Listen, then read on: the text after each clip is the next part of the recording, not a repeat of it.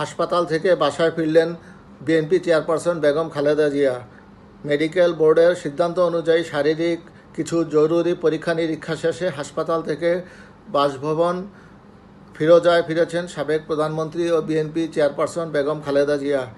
বুধবার 18 সেপ্টেম্বর সন্ধ্যায় রাজধানীর এভারকেয়ার হাসপাতাল থেকে গুলশানের বাসভবনে ফেরেন তিনি। বিষয়টি গণমাধ্যমকে নিশ্চিত করেছেন চেয়ারপারসনের মিডিয়া উইংয়ের সদস্য শামসুদ্দিন দিদার। এক সপ্তাহ আগে 11 সেপ্টেম্বর রাতে খালেদা জিয়াকে এভারকেয়ার হাসপাতালে ভর্তি করা হয়।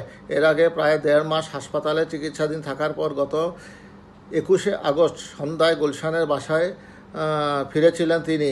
দীর্ঘদিন ধরে liver cirrhosis, arthritis, diabetes, kidney, ফুসফুস, হার্ট, চোখের সমস্যা সহ বিভিন্ন রোগে ভুগছেন খালেদা জিয়া।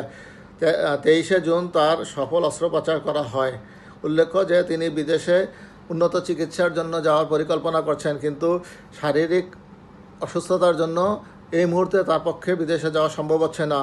যথাসময়ে বিএনপি কর্তৃপক্ষ তাদেরকে জনগণকে জানাবেন যে কখন কিভাবে খালেদা জিয়া বিদেশে এবং কোন দেশে উন্নত স্বাস্থ্যের চিকিৎসার জন্য বিদেশে যাবেন।